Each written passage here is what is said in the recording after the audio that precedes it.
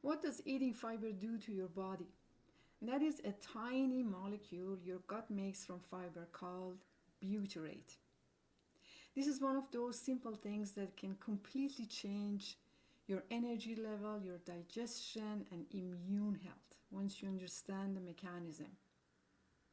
When you eat fiber from vegetables, fruits, nuts, and seeds, beans, all the plant foods, your body cannot digest most of those.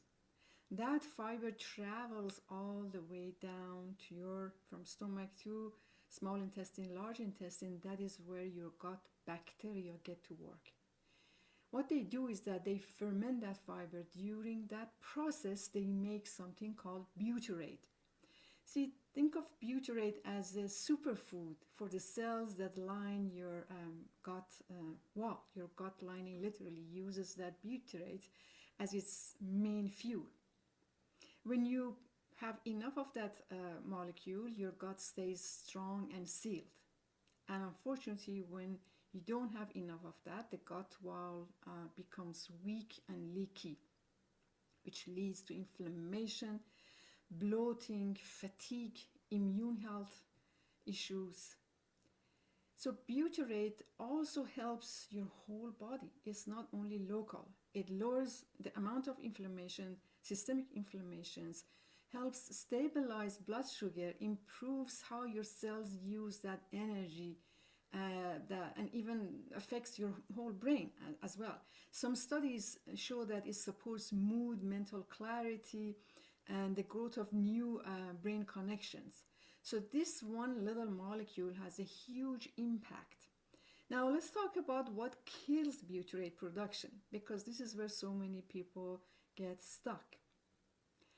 See, the biggest problem is the low fiber diet in modern lifestyle, eating mostly processed foods, sugar, white flour, too much of seed oils, and packaged food that starves your good gut bacteria. Those foods do not contain the fibers your microbe needs. So if they can't eat it, they can't make butyrate. See, too much of sugar is another issue. Sugar feeds the wrong kind of bacteria that produce inflammation and pushes out the good bacteria that normally makes butyrate. Another thing is chronic stress. Also lowers everything, like as far as the clarity, mental clarity, energy level. When you're stressed all the time, your body, your gut, and the blood flow to the brain, digestive system will be lower. Your gut bacteria feels that. They become less active and butyrate production goes down.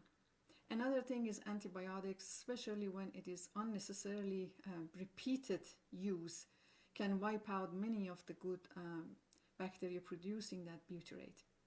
Smoking alcohol is another thing. Certain inflammatory foods like gluten and dairy and heavily processed oils irritate that gut lining, and overall makes it even harder for your microbiome to thrive. So how do we increase the butyrate naturally? It is like this. The most important thing is eating a wide variety of colorful vegetables and fibers from whole foods. Different plants feed different types of bacteria. So variety matters, really important. Leafy greens, colorful vegetables, berries, nuts and seeds, beans, and resistant starches like green bananas or cooked and cooled potato or rice. They are like a fertilizer for your microbiome. Eating prebiotic rich foods helps too. These are foods that your good bacteria absolutely loves. Think about onions, garlic, leek, artichoke, asparagus, flax seeds, and psyllium husk. So fermented foods can help rebuild the microbiome.